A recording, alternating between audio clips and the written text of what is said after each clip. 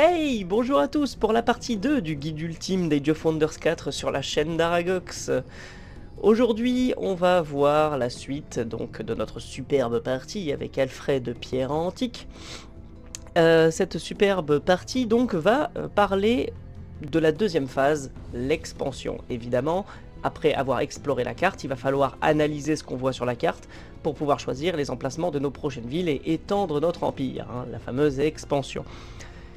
En même temps, nous verrons donc la gestion des gouverneurs, donc voir comment fonctionnent les gouverneurs, voir un petit peu quels sont les changements qu'on peut apporter à nos villes, donc voir un tout petit peu plus le côté exploitation. De toute façon, l'exploitation, il est un peu tout le temps dans le jeu, donc je pense qu'on va le sauter, la partie exploitation, puisqu'elle est dans toutes les parties.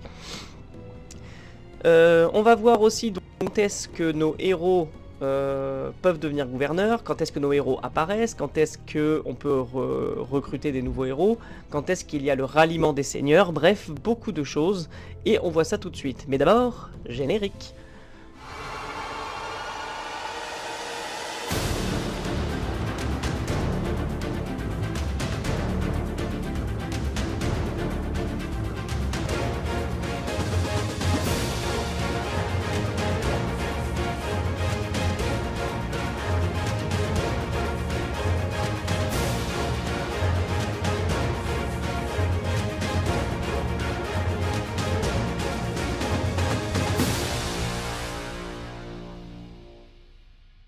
Nous revoici donc au début du tour numéro 9 à la fin de la précédente vidéo. Je n'ai absolument rien touché.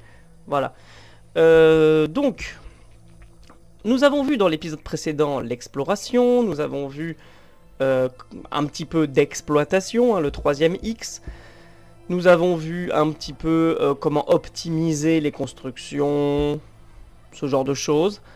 Et j'avais oublié un élément important, les points de déplacement. Alors, je vous avais expliqué vite fait comment fonctionnent les points de déplacement. Toutes les unités ont 40 points de déplacement terrestres, toutes, absolument toutes, tous les types d'unités, sauf les éclaireurs qui, eux, ont...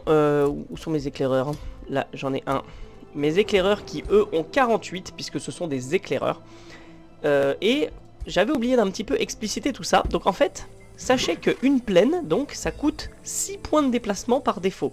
Quand vous êtes sur une route, ça va coûter 5 points de déplacement par défaut. Vous allez pouvoir débloquer plus tard des effets, comme par exemple celui-ci, qui va permettre de diviser par 2 presque le coût des routes. Donc elles ne coûteront plus que 3 points de déplacement. Mais certains terrains vont ralentir vos unités. Par exemple, c'est le cas des forêts et des jungles qui vont être à 8 points de déplacement au lieu de 6. Vous allez avoir les montagnes ici là qui vont être à 16 points de déplacement. Vous allez avoir l'eau, l'eau ça ici là, l'eau. Non, ça c'est des ruines englouties, oui, mais l'eau. Là, je n'ai pas détecté d'eau, non. Attendez, je vais aller à un endroit où j'ai détecté de l'eau, si j'étais moins bête. Voilà, donc 4 points de déplacement pour l'eau. Et vous avez donc d'autres facteurs qui vont agir, genre là, les terres cendrées, c'est 6 parce que c'est une terre classique. Mais vous avez des terrains qui vont vous ralentir comme le sable, les marécages, etc. Bref, quand vous n'êtes pas trop dans votre élément, ça peut vous ralentir. Mais voilà. Mais ce n'est pas le cas des unités volantes, ce qui rend les unités volantes plus intéressantes pour l'exploration et le déplacement d'armée.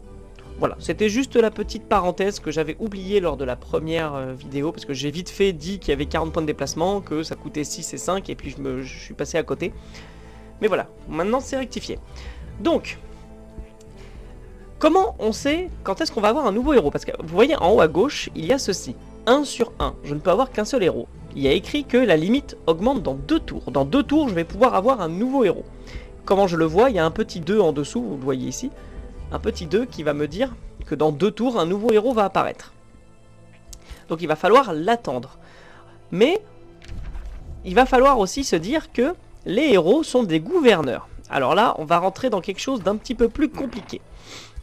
Chaque héros et votre roi vont avoir ce que l'on appelle de la renommée. D'accord ?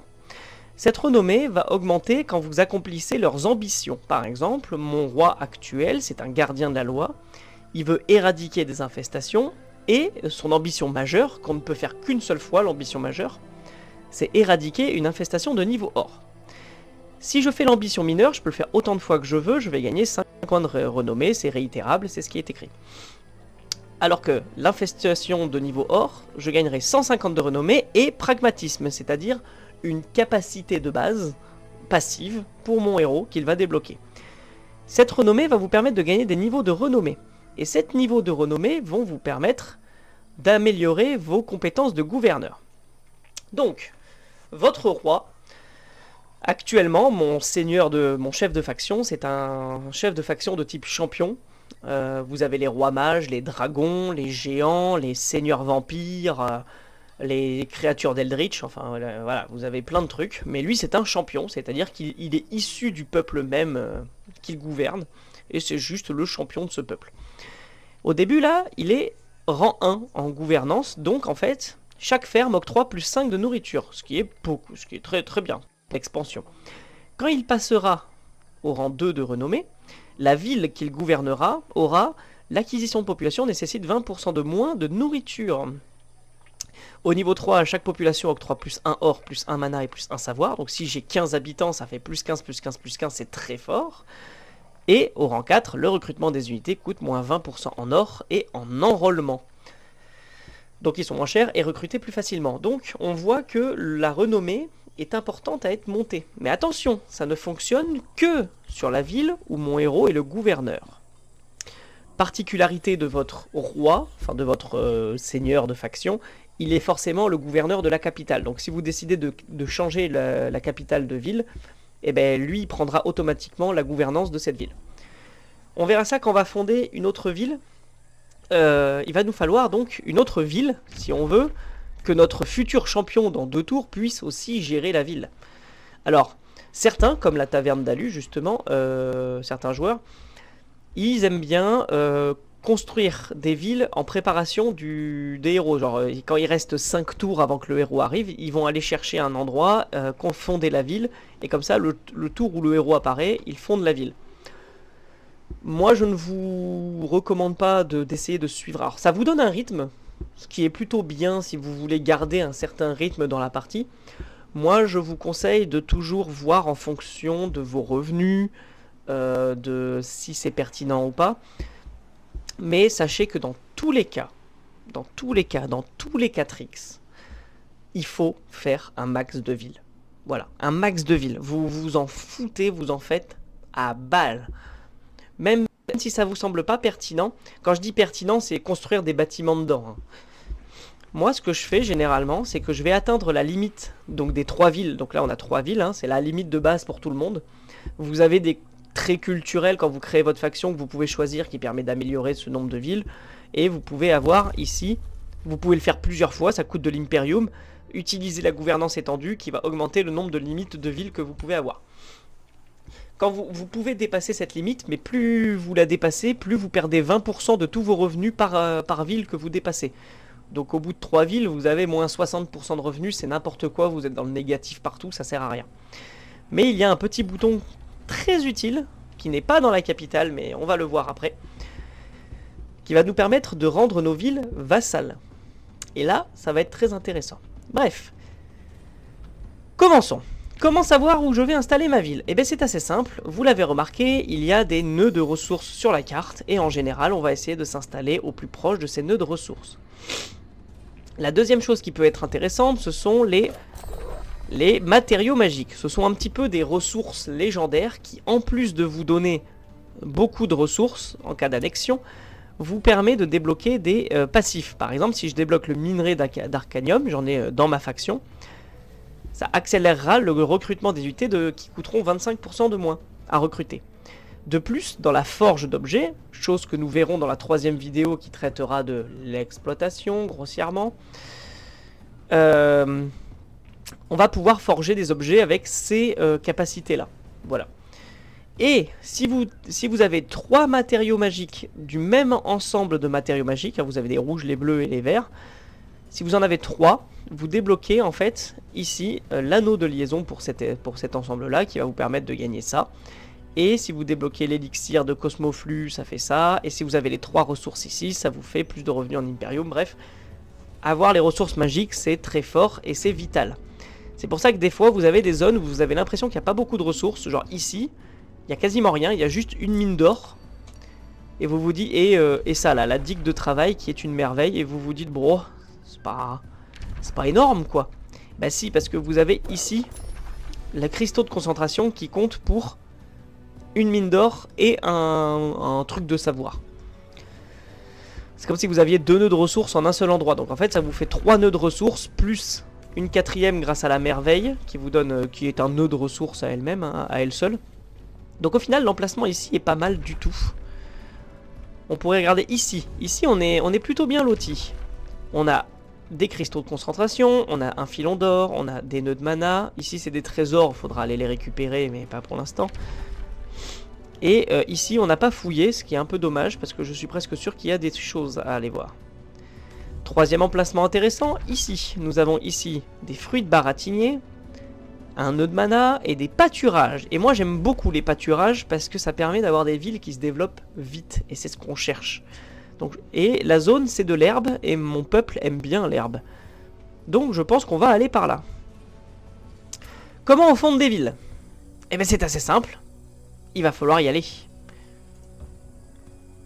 Donc, je m'approche, voilà. Est-ce que j'ai un sortilège à lancer? Non. Ici, tout est bon. Et c'est parti. Mon dirigeant est passé au niveau supérieur, merveilleux. Je sais pas comment il a fait, mais bien joué copain. Comme je l'ai dit, on verra ça plus tard. Voilà, on verra ça plus tard. Je vous montre pas les héros, comment je les gère et tout ça. On s'en fiche pour le moment. Ce qui nous intéresse, c'est d'aller jusqu'à là-bas. Avec notre héros. Alors lui, il se retrouve un peu coincé. Il va continuer. Il n'y avait pas un... Si, là-bas, il y avait une tour là-bas, mais... je crois qu'il n'y a que de l'eau partout. Ah, bonjour. Alors, nous n'allons pas voir les relations diplomatiques pour le moment. C'est pas ce qui nous intéresse. Oh, il y a un trésor là-bas. Toi, tu vas aller récupérer le trésor ici. Et on est bon. Ah, bouffe, 67. Voilà.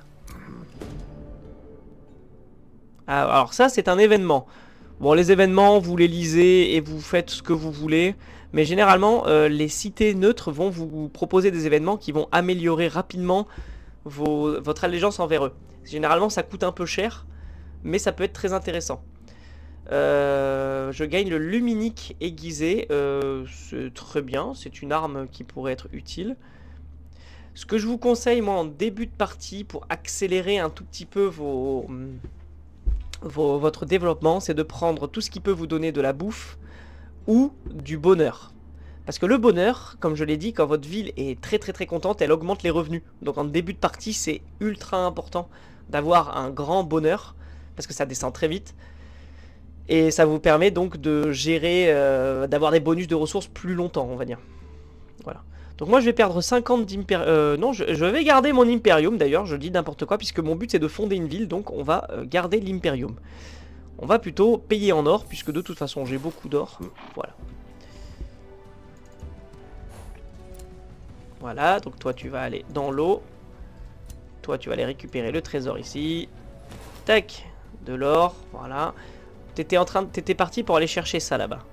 Donc tu vas y aller, la tour. On a débloqué la technologie du soin d'armée.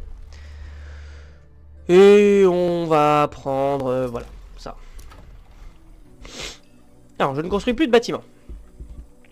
Maintenant que j'ai à peu près ce que je veux, on va, je pense, passer la ville niveau 2, puisqu'il va falloir que je vous montre d'autres choses. Le soin d'armée, on va pas... Alors, petite astuce avec les sortilèges, ça c'est un soin, vous voyez, les unités de l'armée récupèrent 25 points de vie. Vous pouvez préparer le sort. Donc là, il va prendre un tour à être préparé. Pourquoi un tour? Rappelez-vous. Il me faut 35 points de lancement de sort. J'en produisais, j'en avais un peu moins là, donc il m'en manque. Oui, c'est ça, il m'en manquait. Voilà, donc notre héros. Alors, les héros, vous avez deux sortes de héros que vous pouvez... Enfin, 3 sortes de héros que vous pouvez recruter. Les héros qui sont liés aux villes neutres autour de vous. Vous voyez que lui, il vient de Denvalton, et lui, il vient de Cithédrale. Et ensuite, vous avez les non-affiliés. Les non-affiliés ne viennent de nulle part. Ils ne viennent ni des villes neutres, ni de votre ville à vous, on va dire. Ils sont généralement moins puissants et coûtent moins cher. Vous voyez qu'eux, ils commencent niveau 3, ils coûtent 250. Et eux, ils coûtent niveau 1. Enfin, ils sont niveau 1, mais ils coûtent que 150. La deuxième façon de recruter, c'est d'aller dans l'onglet héros. D'aller dans recruter, on s'en fout, c'est pas ça que je voulais faire. Et d'aller dans... On l'a pas ici. On l'a pas ici pour l'instant. Bon. Dans certaines parties, vous pouvez recruter des héros de votre panthéon. Quand vous allez terminer des parties, votre héros, donc là par exemple Alfred Pierre Antique, si j'ai gagné, il peut faire l'ascension et rester dans votre panthéon de dieux, on va dire. Et vous pouvez recruter ces personnages de vos parties précédentes pour venir vous aider dans les parties récentes. Voilà. Généralement, ça coûte plutôt de la mana plutôt que de l'or. Quel héros choisir? Alors, ça dépend de plein de choses, mais je peux vous recommander 2 façons de voir quel héros vous voulez. La première façon, enfin 3 façons de voir, pardon, les héros que vous voulez. La première façon, c'est de vous dire, mon héros Alfred là, c'est un guerrier. Avec lui, je vais avoir besoin d'un mage, d'un mec qui va pouvoir le soigner. Et je vais chercher un mec capable de le soigner. Là, je n'en ai pas, malheureusement. Il faudrait que je mélange pour 100 pièces d'or les héros. Mais si par exemple j'avais un ritualiste, je me dirais, tiens, je vais prendre le ritualiste parce qu'il a des sorts de soins. Il va pouvoir soutenir mon héros. Ou pareil, je vais dire, tiens, je vais prendre le sorcier parce qu'un sorcier, ça fait des dégâts à distance. Ça sera très bien avec Alfred. Dans la même armée, ils seront très forts tous les deux. Donc en gros, choisir un héros garde du corps. Pourquoi pas? La deuxième façon de voir la chose, que je vous recommande quand même vachement plus, c'est de regarder ses gouvernances. Donc, au lieu de regarder la classe vous en foutez, vous regardez ses capacités de gouverneur. Et là, vous avez plein de choses intéressantes, parce que vous avez des gouverneurs de plein de façons différentes. Vous voyez, vous avez le spécialiste qui va augmenter la production, vous avez le recruteur qui va augmenter le recrutement, etc. Le troll qui va vous permettre d'améliorer vos camps forestiers et de recruter des ogres. L'érudit qui va augmenter votre savoir en fonction du nombre de postes de recherche que vous faites, etc., etc. Et là, on va pouvoir regarder à l'endroit où on veut s'installer. Qu'est-ce qu'on a à l'endroit qu'on veut s'installer? De l'or, des ressources, un petit peu de tout, et de l'eau. Ok, pourquoi pas. On a aussi ici une merveille. Donc, qu'est-ce qui pourrait être intéressant?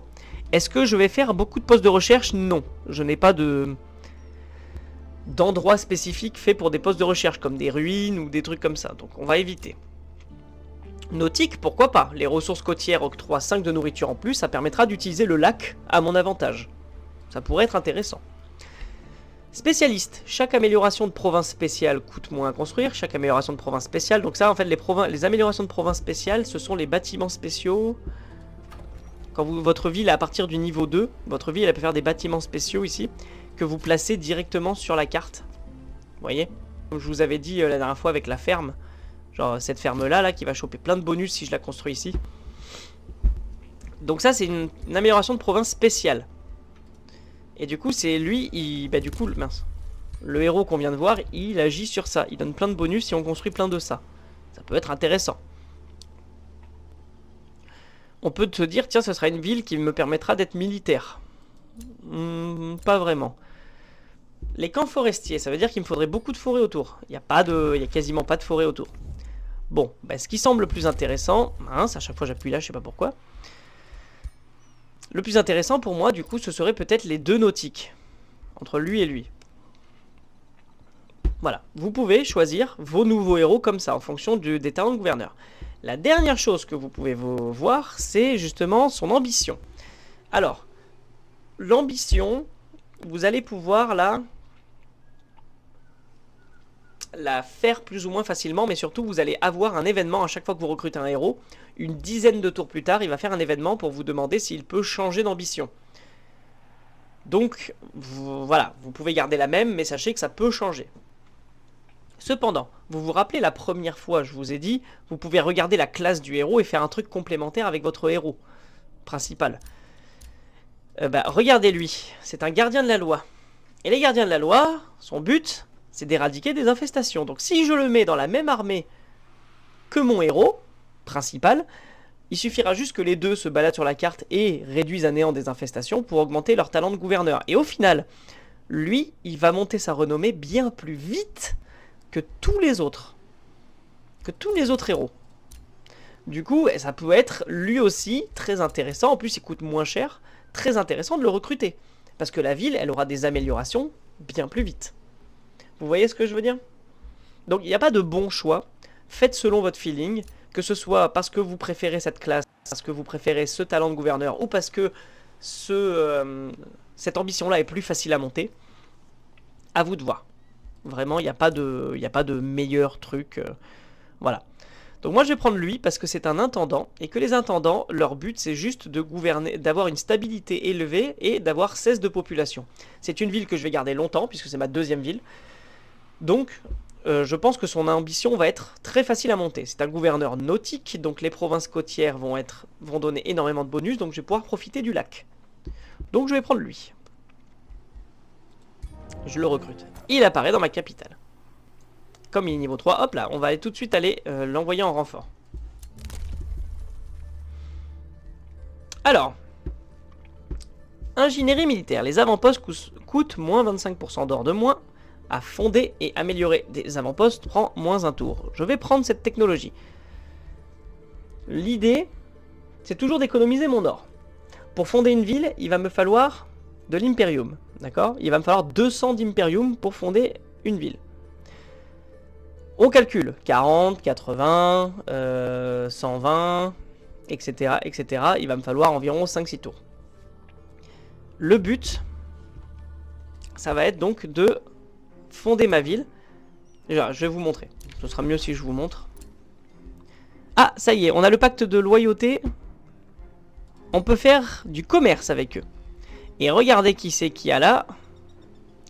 On a déjà pour 10 pièces d'or par tour pendant 15 tours, il nous donne du trèfle. C'est sympa, mais c'est pas ce que je demande du trèfle. Alors que pour 11 pièces d'or, il me donne 15 de nourriture, c'est déjà beaucoup mieux. Ouais, 11 ça va, je produis 122, je peux me le permettre. Voilà.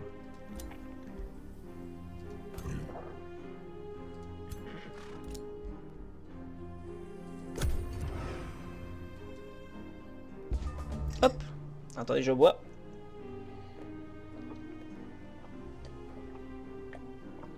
Voilà.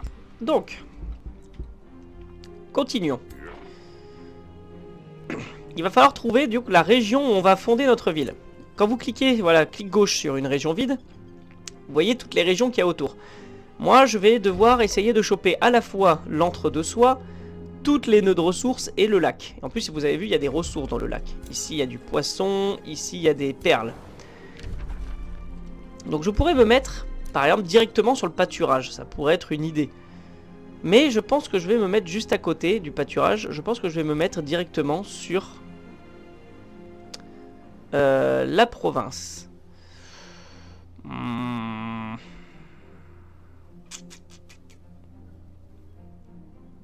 Centralise les revenus. Donc là, vous pouvez voir. Un avant-poste peut faire ci, faire ça, faire ça.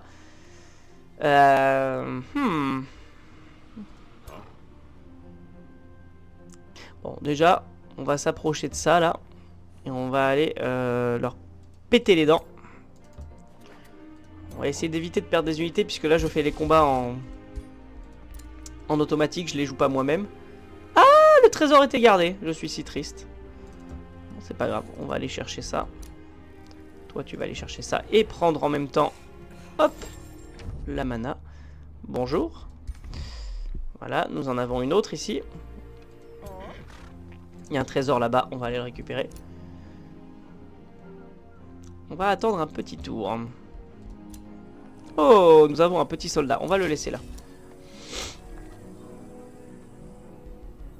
Ah, voilà. Donc qu'est-ce que j'ai envie de construire après? Le maçon et le marché, c'est bien. La forge royale, c'est chouette aussi pour avoir une bonne armée. La taverne est déjà boostée, donc on n'a pas besoin. La salle du domaine me demande une 3e sylviculture. Ça pourrait être très intéressant, ça. On a déjà une sylviculture là, une sylviculture là.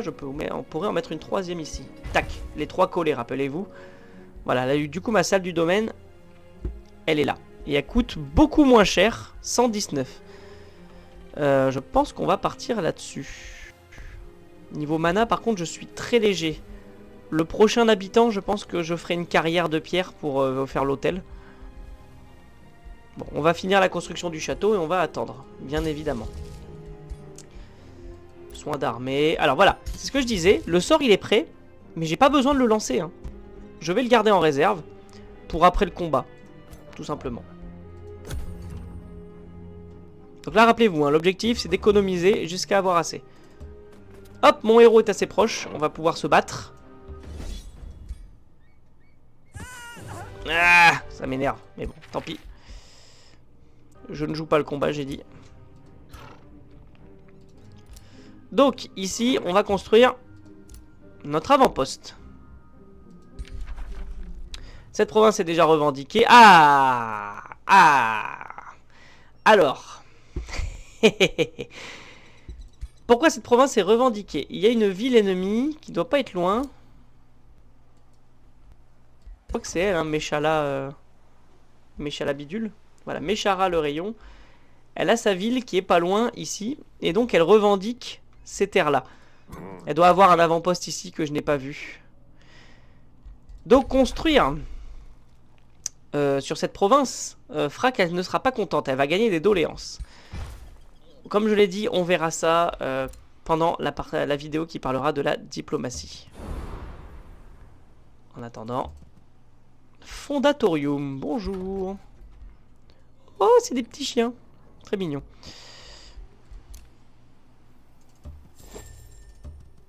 Ah, tiens, il y a un trésor là. Attendez, je vais aller vérifier. Non. Il y a peut-être une ville souterraine. Bon, c'est pas grave. On va aller s'occuper du cimetière hanté parce que c'est une zone de monstres qui va nous envoyer des monstres et voilà, je suis pas fan. Le fruit du baratinier. Ah, les pierres de murmure octroient plus 1 d'allégeance par tour. Pour 10 pièces d'or. Alors, j'ai plus beaucoup de pièces d'or. Je vous conseille généralement de maintenir minimum 100 pièces de revenus. Bon, là, le fruit du baratinier, ça va être utile parce que quand ils seront mes vassaux, ils vont me donner leurs revenus. Une partie de leurs revenus. Donc...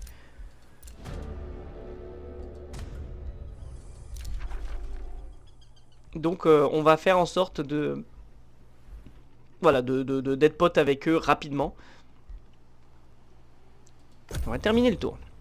D'ailleurs, vous voyez en haut à gauche, il y avait bien écrit qu'il me reste 12 tours avant le prochain héros. Mon avant-poste est construit. Alors, l'avant-poste, on peut faire plein de choses dedans. Déjà, il récolte le fruit du baratinier et il l'envoie à la ville la plus proche. Donc ça augmente mes revenus. Donc c'est bien de faire des avant-postes. Problème, les avant-postes coûtent 10 de revenus d'entretien. Donc c'est bien, mais c'est pas bien. Vous pouvez construire des palissades dedans, et donc mettre des fortifications autour de l'avant-poste qui vous permet, quand vous êtes poursuivi par une armée ennemie, de construire une forteresse en plein milieu de nulle part et de pouvoir vous y défendre. Une tour de guet pour voir autour de vous, et bien évidemment un camp de travail qui va vous permettre en gros d'annexer une province autour. Quand vous allez fonder une ville, elle aura déjà 1 de population supplémentaire. Et rappelez-vous, nous on aime bien les populations supplémentaires parce que ça permet de faire des boosts. Donc notre nouvelle ville, elle va être boostée. Et donc ça va être très bien. Alors vous avez vu là, ma ville, elle n'est pas contente du tout. Donc il va me falloir rapidement une taverne. Parce que sinon, ça va mal se passer. Donc moi, ce que je vais faire, c'est un camp de travail. Puisque il me faut 2 tours pour atteindre les 200. Autant de faire en sorte que ma ville commence à s'agrandir. C'est pour ça que je vous avais dit que je m'en fichais de dépenser mon Imperium.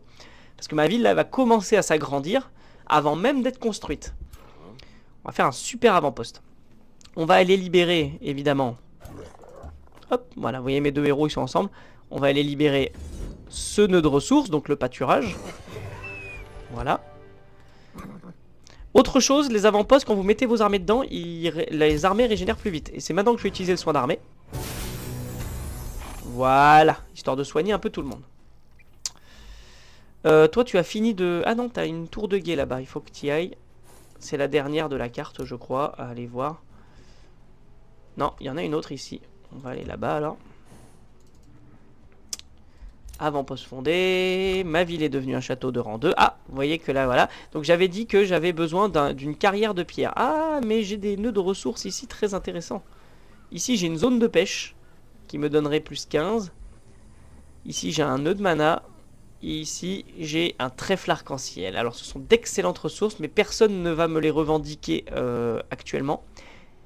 Et comme je l'ai dit, moi, je vais avoir besoin d'une carrière pour pouvoir booster mes bains publics parce que j'ai plus de revenus de stabilité.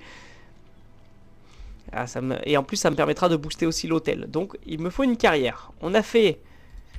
En haut à gauche, on a nos camps forestiers. En haut à droite, on a nos fermes. Donc, en bas, nous allons faire nos carrières.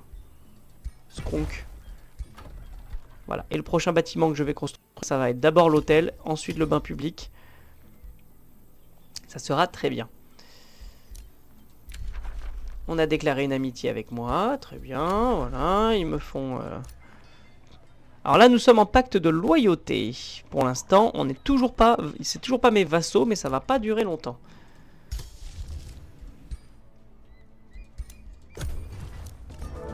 Donc tu as 195.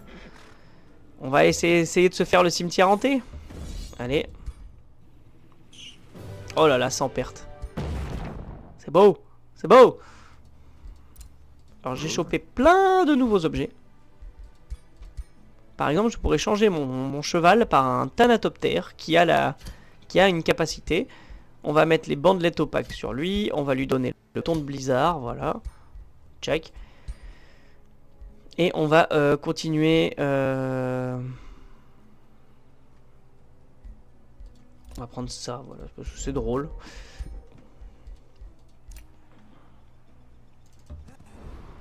Check. T'as plus rien, hop. Allez, je te mets en truc automatique. Check. T'as plus rien à aller voir. Allez, hop, je te mets en truc automatique. Alors, les recherches. Les recherches. Dans Age of Wonders 4, je vous avais expliqué, il y a des tomes, et maintenant que j'ai déverrouillé 4 technologies, il va me falloir choisir un nouveau tome, et je peux prendre n'importe quoi parmi ceux que j'ai débloqués. Alors il me faut d'abord un deuxième tome d'échelon 1 avant de débloquer les tomes d'échelon 2. Je ne vais pas vous parler de build pour le moment, donc si vous ne savez pas quoi prendre, essayez de suivre la voie qui vous a été choisie, par exemple au début. Par exemple, moi j'ai le tome de foi, c'est un tome d'ordre. Alors, je suis un gros débutant, donc dans le doute, je vais rester sur le seul tome d'ordre qui reste, le tome de zèle, et voilà. Généralement, gardez la même affinité magique, ça vous permet de faire un build à peu près cohérent. Sans avoir besoin de trop réfléchir au jeu. Donc n'hésitez pas à le faire, si vous avez un peu la flemme. J'ai un héros qui est passé niveau supérieur, c'est très bien. On va prendre, voilà, ça, paf, paf, paf, paf. Je prends des trucs au pif. Hein. Oh, d'ailleurs... Ah non, c'est une arme à une main. Ok. Après, elle est 2 fois mieux que ce que t'as. Hein. Mais bon, on va garder ça parce que tu joues avec ça. Allez. Il a gagné un niveau de renommée d'ailleurs, regardez, paf, niveau de renommée 2. Voilà. Du coup, lui, il a bougé. On gagne de l'or. Vous avez vu l'exploration, comment ça me maintient aussi en or? C'est un truc de fou, hein. Alors là, c'est mon héros, il me demande une quête. Il me dit, j'aimerais aller buter un dragon d'os. Il se trouve là-bas. Bon, ben, vas-y. On va aller là-bas, histoire de se régénérer un peu à l'avant-poste. Et là, regardez l'avant-poste, tac. Tadam. Donc je sais que dans ma future ville, je vais devoir avoir des boosts. Et le boost que je veux, moi, c'est celui-là. Une ferme. Et maintenant, j'ai les 200 points. On va pouvoir, dans 3 tours, avoir ma nouvelle ville. Et non, je ne prends pas de retard par rapport à l'apparition des héros. Hein. Comme j'ai dit, vous pouvez maintenir ce rythme, mais vous n'êtes pas obligé du tout.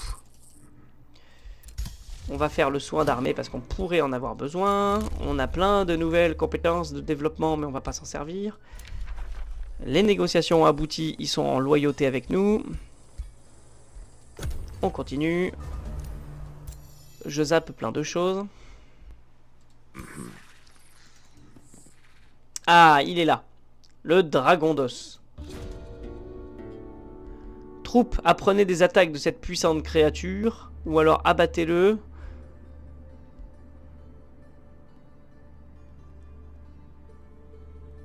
Voilà, bon. On va faire le combat, voilà, pouf, je vais perdre des gens, mais c'est pas grave. J'ai perdu mes unités or, mais c'est pas grave, on s'en fiche.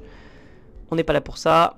Et je peux choisir que il apprend quelque chose comme tueur motivant, appel des terres sauvages pour invoquer... Ouais, voilà, invoque des animaux, c'est rigolo. C'est très bien. Voilà. Ici, j'ai à peu près tout boosté. Par contre, j'ai un super cercle des fanatiques. Stabilité plus 2 par amélioration de province limitrophe. C'est-à-dire que si je le mets là... Ok, il est très puissant, d'accord.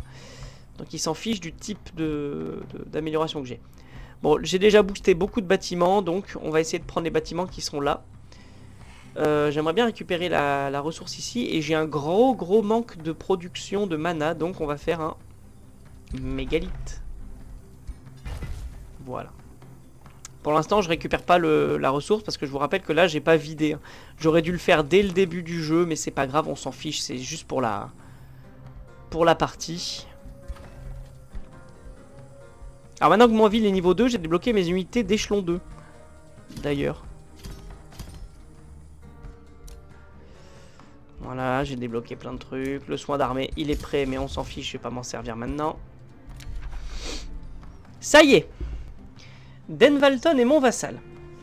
Donc, actuellement, Denvalton, c'est juste un vassal. Il partage 30% de ses revenus, il me partage tous ses matériaux magiques, il contribue à 2 à hauteur du ralliement des seigneurs, je vous expliquerai juste après.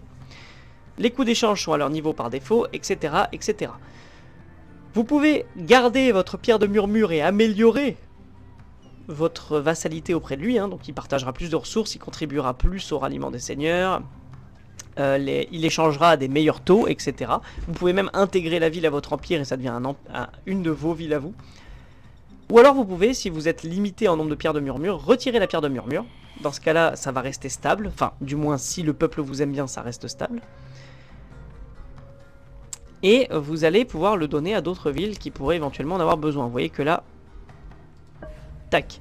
Et comme j'ai envie de rattraper mon retard par rapport à elle, parce que je veux être pote avec Fundatorium, je vais booster l'allégeance, voilà. On va essayer d'être pote avec cette ville rapidement. Denvalton est notre pote, du coup.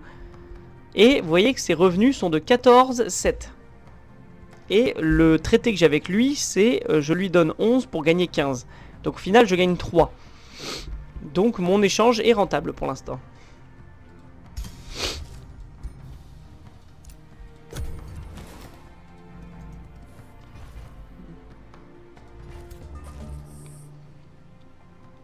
Voilà, on va essayer d'aller là. On va aller leur péter les dents, voilà. J'ai libéré tout ce qu'il y avait autour de ma ville neutre. Je vais pouvoir, enfin de ma seconde ville, je vais pouvoir faire ce que j'aurais dû faire à la première partie, c'est-à-dire libérer tout ce qu'il y a autour de ma première ville. Mais c'est pas grave. Je suis là pour expliquer.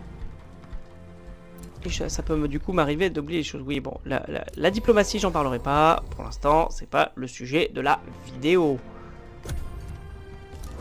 Voilà, voilà, parfait. Parfait, parfait, parfait. Voilà. Bendletown est fondé. Comme je vous l'avais expliqué, vous voyez qu'ici, il manque un gouverneur. Nous allons pouvoir mettre notre nouveau gouverneur nautique. Tadam! Donc, Asktor, Aerial, est le nouveau gouverneur de Bendletown. Et, je vous l'avais promis tout à l'heure, nous avons construit une ferme. Ce qui veut dire que nous avons déjà la caserne de milice qui est boostée, puisqu'il nous fallait une ferme. Et nous avons déjà 2 habitants. On regarde si des choses sont intéressantes ici. Alors il y a plein de trucs intéressants, hein. Débloquer la construction de routes, c'est très fort. Avoir une nouvelle pierre de murmure pourrait être très utile. Il y a plein de choses intéressantes. Mais s'il n'y a rien d'intéressant, rappelez-vous, je peux toujours augmenter, pour pas beaucoup, le nombre d'habitants. Alors là, vous voyez que ça a augmenté, ça coûte 36, c'est parce que le nombre de villes a augmenté. Donc quand le nombre de villes augmente, les coûts pour les populations augmentent en impériaux. Eh oui. Donc moi ce que je vais faire c'est tout de suite la caserne de milice, puisque ça permettra de faire tous les autres bâtiments plus vite. Et cette ville va pouvoir commencer à produire des petites unités de rang 1. C'est ce que je fais généralement, j'en fais 2 pour qu'elles se défendent et pour préparer éventuellement des renforts si j'en ai besoin. Mon dirigeant est passé au niveau supérieur. Voilà.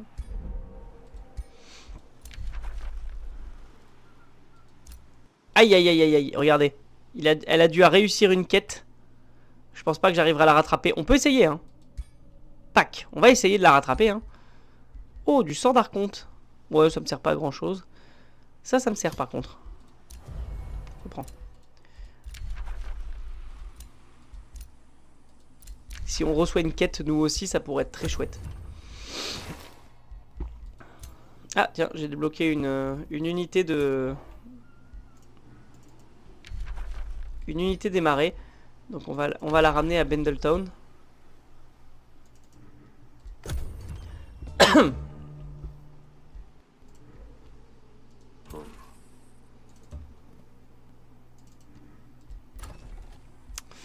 Ok.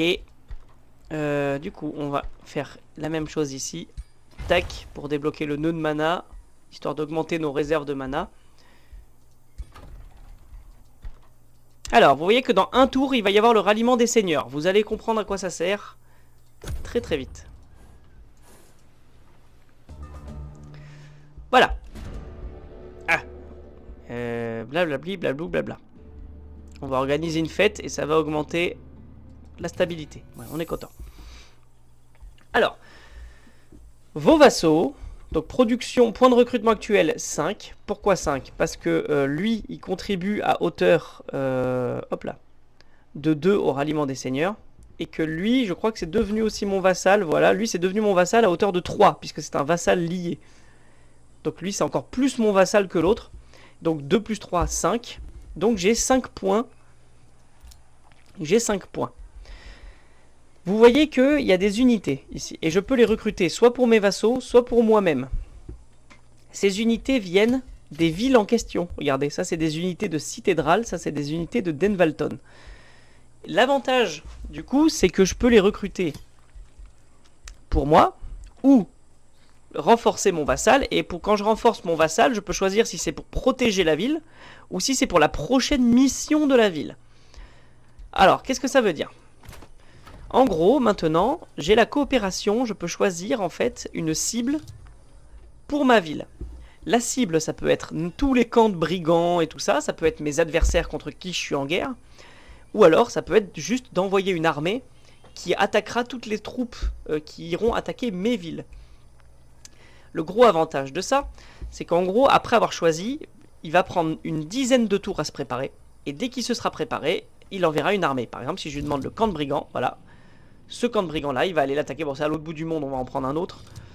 Le camp de brigands 2, non, le camp de brigands 3 peut-être. Oui, ouais, voilà, ouais, c'est à côté. Donc là, le camp de brigands 3, il va prendre 12 tours à se préparer à l'attaquer. Et donc moi, je vais pouvoir recruter des unités, par exemple, et dire, tiens, tu vas renforcer lui pour participer à la prochaine mission. Donc au lieu d'envoyer une armée de 6, il va envoyer une armée de 6 mecs et une autre armée avec tous les renforts que vous lui mettrez. Ça permet aussi donc, comme j'ai dit, de protéger lui-même sa ville. Donc il a 3 ou 4 armées pour se défendre au lieu d'une... Parce que les IA en fait ont tendance à garder juste une armée pleine. Là vous pouvez lui mettre 2, 3, 4, 5 armées pour qu'ils se défendent tout seuls. Vous pouvez aussi donc les recruter pour vous. Et donc dans ce cas là, vous pouvez les recruter pour votre ville et vous choisissez dans quelle ville il apparaît. Mais ça coûte plus cher en or. Et donc chaque unité va coûter 2, 3, 4, 5 en fonction de son échelon. Donc là j'ai 5 points, je pourrais recruter, vous voyez, ces deux-là. Même si j'ai encore assez d'or, et je pourrais en recruter plus. Donc plus vous avez de vassaux, et plus les vassaux sont forts en vassalité, plus vous allez avoir, donc là par exemple la vassalité suprême, lui tout seul il donne 5. Donc plus vous allez pouvoir avoir des unités comme ça, qui vont popper et que vous pouvez acheter pour vos vassaux. Et c'est comme ça qu'on gère les vassaux. Et les vassaux peuvent devenir des vrais plaies dans ce jeu. Ah, Légion du Zèle, super. Wouh, ouais, Murmure des Fidèles. Ouais, trop bien, ouais. On va faire une Légion du Zèle. Voilà, nouvelle compétence d'Empire. Oui, je prends. Alors ça c'est très fort. Hein. C'est toutes les structures urbaines coûtent moins 20%, c'est-à-dire tous les bâtiments que vous pouvez construire coûtent moins 20%. Regardez. Les prix, ils sont cassés maintenant. 34. Ici, ça coûte plus rien non plus. Ça coûte beaucoup moins cher. 34 pour le vendeur. C'est fort. Ah, Fundatorium a été vassalisé, tant pis.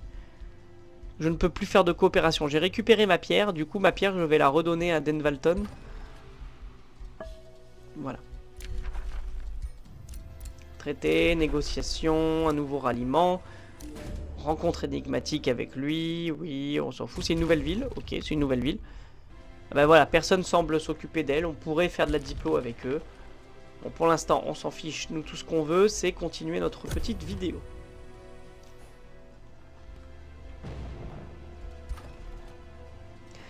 Après tout ça, regardez. J'ai déjà dans 4 tours un nouveau héros. Il serait peut-être temps de choisir où est-ce qu'on veut aller. Et ça tombe bien, j'avais déjà repéré 2 emplacements. Ici en bas et ici en bas. Cet emplacement me plaît plus, mais il y a une foule de croisés qui la défend. On va peut-être aller leur péter la tronche, je pense. Donc on va préparer une armée. Normalement, je devrais avoir beaucoup plus de soldats que ça, c'est parce que j'ai perdu énormément de soldats avec les combats auto. Mais enfin. Eh ben, vous savez quoi? J'ai un ralliement des seigneurs. On va les recruter pour moi. À Bendletown. Voilà.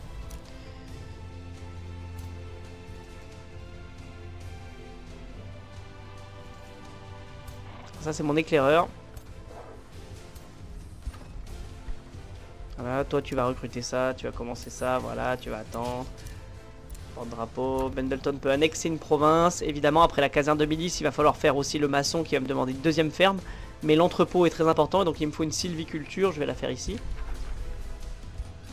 Voilà. Vous voyez, on est collé en fait, c'est pour ça qu'elle aime pas. On va enchanter mes unités, voilà.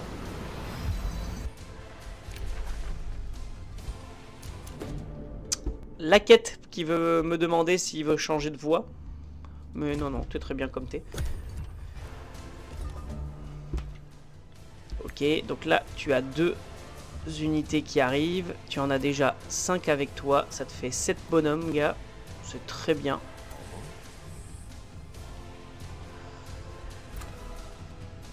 Alors, cette ville, du coup, va faire l'entrepôt. Elle va aussi faire un mur de palissade. C'est très important parce que là, ça veut dire que n'importe quelle unité armée qui vient dans ma ville la prend. Sans faire la bagarre. Donc, c'est un peu dommage. Là, pillage en cours, on s'en fiche. Vous voyez que là, les barbares commencent à m'attaquer. Ils me pillent mes trucs, mais on s'en fiche pour l'instant. Je veux juste vous montrer les objectifs à suivre. C'est tout ce qui compte. J'ai l'armée de renfort qui est arrivée. C'est merveilleux tout ça.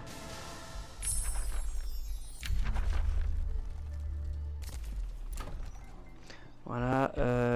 Qu'est-ce qui me manque? Qu'est-ce qui me manque? Qu'est-ce qui me manque? Oui, une deuxième ferme, ça pourrait être très utile. Sur le mana, ça pourrait être encore plus utile. Voilà. Et du coup, on va pouvoir faire le maçon juste après. Merveilleux. Voilà, toi, t'as gagné un niveau. Tac, tac, tac, tac. Donc là, j'accélère un petit peu. Je montre pas tout ce que je fais. Est-ce que vous comprenez à peu près ce que je fais? J'accélère, j'accélère. On va aller, je sais pas, bon, bah tiens, tiens. Hop, le petit chien-chien en explo auto, voilà.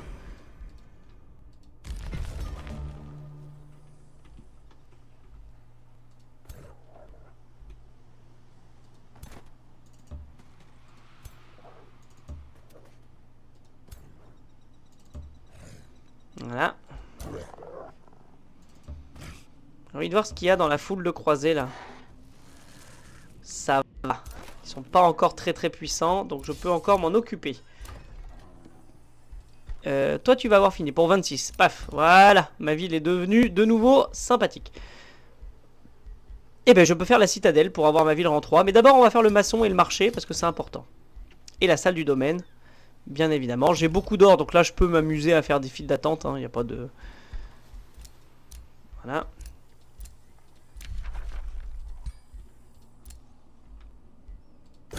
Comme je l'ai dit, je m'en fiche de ce qui se passe chez moi. Je veux juste vous montrer les objectifs d'expansion. Ah, j'ai des barbares qui m'attaquent. Ah mais c'est les croisés justement. Boum. Heureusement que j'ai ramené d'autres renforts.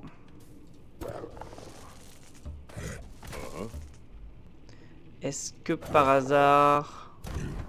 Toi tu peux rejoindre cette armée là. Tous les blessés j'aimerais qu'ils rejoignent la même armée, puisqu'on va faire un petit soin d'armée là. Merci. Attaquons. Voilà. Boum. Ah, voilà, ça fait plaisir. Donc, on va essayer de se positionner un peu au milieu. Donc, je pense que ici, c'est pas mal. Ce sera bien mieux. Ouais, ici, ce sera pas mal. Directement sur la mine d'or, c'est bien. Voilà, tac. Toi, tu vas continuer à faire des défenseurs. Alors, il me manque 1 de population dans un tour, je l'ai, c'est bon. On va repréparer le soin d'armée pour plus tard. Et donc là, je peux choisir un nouveau héros. Le nouveau héros que j'ai vu en bas à gauche, il est au milieu de plein de trucs. Un prospectif pourrait être utile. Il faudrait que je fasse que des mines d'or. Ce qui est plutôt pas mal, on va le faire. Et on va faire une ville où je vais mettre une mine d'or dès que je pourrai. Donc, à partir de là, j'ai largement assez d'or pour éviter de faire les bâtiments boostés. Je vais toujours essayer de construire des bâtiments qui sont boostés, mais là j'ai un gouverneur qui va me donner énormément d'or si je construis des mines d'or. Donc tant pis, si je peux construire une mine d'or, bah je construis une mine d'or et pas les autres bâtiments qui me permettraient de booster. Donc c'est une ville qui va me coûter un peu cher. Voilà. Mais c'est pas grave, j'assume. Et je pense qu'on va s'arrêter là-dessus parce que je vous ai montré énormément sur l'expansion. Comment la gérer, comment savoir où et quand construire les villes. Donc là, regardez, hop, on y va. Ah! Oui, je vais m'occuper de ces insurgés. Hop! Voilà. Est-ce que ça, je pourrais le battre? Oh, je peux le battre? T'es ambitieux, le jeu. Un géant? Ah ouais, j'ai pété la gueule au géant. Bah écoute, bah tant mieux, bravo. Bravo les gars.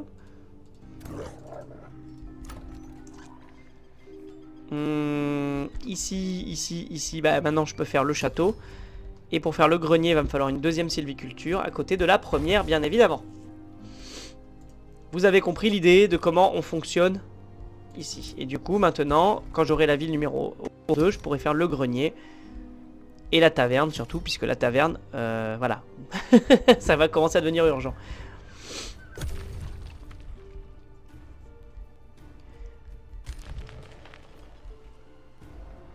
C'est bon? On peut passer le tour? Merveilleux. Alors, vous voyez que là, il m'a réduit en ruine mon mégalithe. Je pourrais le réparer quand il n'y aura plus d'armée ennemie dans mon royaume. Et je crois que voilà, c'est un peu tout ce que je peux vous montrer. Donc ma prochaine ville sera située directement ici. Donc là, je peux la créer tout de suite ou je peux faire le camp de travail comme tout à l'heure. Ça peut être intéressant aussi de faire le mur de palissade parce que ça prend que 2 tours et ça coûte 60, alors que sur certaines villes, la palissade vous prendra 6 ou 7 tours à être construit. Donc c'est plus rentable de la faire quand c'est encore un avant-poste parce qu'en gros, si la ville émerge, elle disposera de la structure mur de palissade dès le début. Donc ça peut être intéressant de faire d'abord le mur, puis le camp de travail et ensuite la ville. Comme j'ai dit, c'est selon l'objectif de la ville et tout ça. Donc là par exemple, hop, je vais fonder une ville tout de suite. Et voilà, j'ai mes 3 villes. Mais, dernière chose avant que je parte, on verra. Les villes, vous pouvez les transformer donc ici en vassal, la libérer en tant que ville vassalisée. Du coup, ça se transforme en ville neutre, vassalisée. Votre héros n'est plus le gouverneur, il est toujours dans votre armée. Et la ville donc va agir exactement comme toutes les villes neutres. Faites-le, faites-en plein. Plein, partout. J'en veux partout. En gros, vous faites vos 3 villes. Ici, là, je vais faire une ville que je vais vassaliser. Quelque part, ici, même là, regardez, là, il n'y a rien, là. Là, il n'y a rien, il y a juste un rond. Et bien, dans ce rond, je vais faire une ville que je vais vassaliser, histoire qu'elle me serve de tampon et de forteresse. Ici, je vais faire une ville vassalisée, parce qu'en fait, quand vous vassalisez une ville, enfin, quand vous transformez une de vos villes en vassal, elle pop avec une armée pour la défendre, donc 5-6 unités. Donc ça crée immédiatement une forteresse. De plus, les revenus de la ville vont vous revenir, une partie des revenus, parce que c'est un vassal. Et la ville va s'agrandir. Il y a deux façons de le faire. Soit vous développez la ville vous-même, par exemple, Pendleton, je vais la développer jusqu'à qu'elle ait 10 habitants. Et quand elle a 10 habitants, je la vassalise. Et j'en recrée une autre à 1 d'habitants, et je continue ainsi de suite. Soit vous gardez vos 3 premières villes, parce que c'est elles qui vont être les plus développées. Et après, vous faites plein de petites villes poubelles qui vont, au fur et à mesure du temps, devenir de plus en plus fortes si vous arrivez à les défendre. Dans tous les cas, faites des vassaux. Beaucoup, beaucoup de vassaux. Il en faut partout. Voilà. C'est vraiment un bon conseil que d'avoir plein de vassaux. Parce que quand l'ennemi va vous attaquer, toutes les villes vont leur envoyer des armées sur la tronche. C'est fort, c'est puissant. Et il faut absolument que vous puissiez en avoir plein parce que ça vous donne plus de revenus. En fait, il n'y a aucun malus à faire des vassaux. Voilà. Donc voilà, je pense qu'on va s'arrêter là pour cette vidéo. Vous avez pu voir l'expansion, la gestion de l'expansion de votre empire. Vous avez pu comprendre quand est-ce qu'arrivent les héros, comment on les recrute. Vous avez pu comprendre le ralliement des seigneurs, à quoi il sert. Et voir un petit peu où, quand poser les villes. Et ce qui se passe quand on gère des vassaux. Voilà, on a vu un peu de diplomatie, quoi. Je vous dis merci d'avoir regardé, n'hésitez pas évidemment à partager, liker, commenter la vidéo, ça fait plaisir et moi ça m'aide. Je vous dis à plus et à la prochaine, ciao.